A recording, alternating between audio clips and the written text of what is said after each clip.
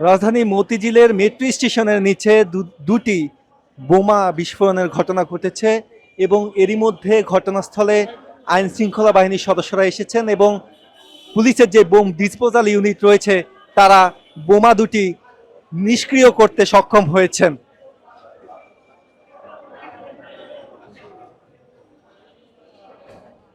মূলত সন্ধ্যা 6:30 নাগাদ মেট্রো স্টেশনের যে সকল দায়িত্বরত আনসার সদস্যরা ছিলেন তারা এই মেট্রো স্টেশনের নিচে ছাতা মোড়ানো দুটি বোমা সদৃশ বস্তু দেখতে পান এবং পরবর্তীতে তারা পুলিশকে জানালে বোম ডিসপোজাল ইউনিট এসে বিষয়টি খতিয়ে দেখেন এবং দুটি বোমা শনাক্ত করতে তারা সক্ষম হন এবং পরবর্তীতে বোম ডিসপোজাল ইউনিটের সদস্যরা সেই দুটি বোমা নিষ্ক্রিয় করতে সফল হয়েছেন।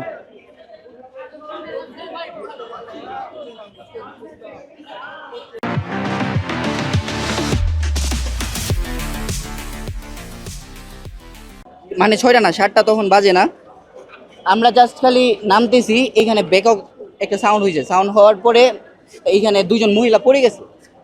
একজন মানে হচ্ছে একবারে খারাপ অবস্থা, মানে ওই রকম হয় নাই, রক্তপাত হয় নাই, বাট ওনারা পানি টানি দিয়ে কিছুক্ষণ আগে না, প্রায় আরো 1 থেকে 1.5 ঘন্টা আগে হচ্ছে ওনারা নিয়ে গেছে। আহত বলতে ওইভাবে মানে রক্তাক্ত হয় নাই, বাট ওনার তো পাশে ফুটছে, তো উনি এই যে ওনার জুতা গুলো দেখলে আপনারা বুঝতে পারবেন, মানে ওনার শরীরে পুরোপুরি লাগে নাই, বাট সাউন্ডের কারণে হচ্ছে উনি আরেকটু ঘাবড়ায় গেছে। আরো কয়েকজন দৌড়াদৌড়ি অবস্থায় ছিল, বাট এই দুজন মহিলাই হচ্ছে একটু না, উনি তো আরো অনেকক্ষণ পরে আসছে। ওরা তো প্রায় আপনার 40 মিনিট পরে আসছে, 40-45 মিনিট। হ্যাঁ হ্যাঁ, তখন এই ঘটনা হয়েছে। তো ওনারা তো আরো পরে আসছে, প্রায় আপনার 40-45 মিনিট পরে আসছে। বুঝতে হচ্ছে আপনার 6:45 বাজে তখন হয়তো, তার আরো 40-45 মিনিট পরে হচ্ছে ওনারা আসছে। দুইটাই কি ব্লাস্ট হয়েছিল নাকি একটা আইনশৃঙ্খলা বাহিনী ব্লাস্ট নিষ্ক্রিয় করেছে? একটা তো আগেই ফুটছে, পরবর্তীতে কি হয়েছে এইগুলো আমি জানি না। দেখছি যে আমাকে যখন রথযাত্রা যায় তখন মনে করেন যে এক রথযাত্রার যাত্রী উনি মানে পথচারী, উনি বলতেছে আমরা এখানে ডিজি পাম্পে এখানে ডিউটি করতেছিলাম মেট্রো স্টেশনের নিচে। ডিউটিরত অবস্থায় উনি আমাকে এসে বললো যে ভাইয়া ওখানে একটা ছাতা পড়ে আছে। হ্যাঁ, তো আমি ওখানে তাৎক্ষণিক ওখানে গেলাম, যেহেতু আমাদের ডিজি পাম্পটা হচ্ছে মেট্রো রেলের গুরুত্বপূর্ণ একটা জায়গা। হ্যাঁ, ডিজি পাম্পের কোনো ক্ষয়ক্ষতি হইলে মেট্রো রেলের সমস্যা, সেই ক্ষেত্রে আমরা ওই ছাতার কাছে যাই এবং ছাতাটা আমি নিজ হাতে ধরি। ধরার পরে দেখি যে ছাতাটাতে লাল আলো জ্বলতেছে। যখন লাল আলো জ্বলতেছে তখনই মনে করেন যে আমি তাৎক্ষণিক এই পাশে পুলিশ ডিউটিরত অবস্থায় ছিল, আমি ওনাকে বললাম যে ভাই দেখেন তো এখানে তো যে লাল আলো জ্বলতেছে ছাতার ভিতরে, এটা কি, এটা আমি তো বুঝতে পারতেছি, আপনি একটু দেখেন আসেন। তখন উনি আসার পরে উনি এখানে দেখার পরে বলতেছে এটা তো আমার কাছে বিপজ্জনক মনে হইতেছে, তাহলে আপনি এখানে ধরেন না।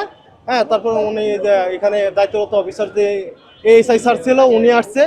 উনি আসার পরে তারপর উনি করলো যে কামরুল তুমি এটা ধরো না, আমরা দেখি ঊর্ধ্বতন কর্মকর্তাকে বলি। উনি আমার মতিঝিল থানাতে ফোন দিল, আমরা কন্ট্রোল স্যারকে ফোন দিলাম, দেওয়ার পরে আমরা এগুলা ওনাদেরকে অবহিত করার পরে তারপরে আমরা ওখানে যে ছাতাটা আছে ছাতাটার কাছে কাউকে আসতে দেই না। রথযাত্রায় অনেক পথচারী যাইতেছিল, আমরা তারপর অন্যদেরকে ব্যারিকেড দিয়ে ওই রাস্তার সাইড দিয়ে আমরা ওদেরকে সরাই দিলাম, আর আমরা মনে করি ওই জায়গাটা আমরা ব্যারিকেড দিয়ে রাখছি যাতে কোনো জনসাধারণ যাতে এদিকে পাশে না আসতে পারে। হ্যাঁ, এদিক দিয়ে গেছে রথযাত্রা। বোম কয়টা ছিল নাকি ছাতাটাই বোম ছিল, কি মনে হয়েছে? না, ছাতার ভিতরে ছিল। কয়টা ছিল? হ্যাঁ, 2টা বোম নিষ্ক্রিয় করা হয়েছে। আচ্ছা, 2টা। জি, মনে হচ্ছে যে কেউ আহত হয়েছে? না, কেউ আহত হয় না। নারী দেখলাম, একজন নারী বলছিলেন, মানে একজন অভিযোগ করছিলেন যে এর আগে একটা বিস্ফোরণ হয়েছিল। না, আজকে আর কোনো বিস্ফোরণ হয় না, এটাই ছিল। এরপরে বোম নিষ্ক্রিয় ইউনিট আইসা বোমটা নিষ্ক্রিয় করছে আর কি।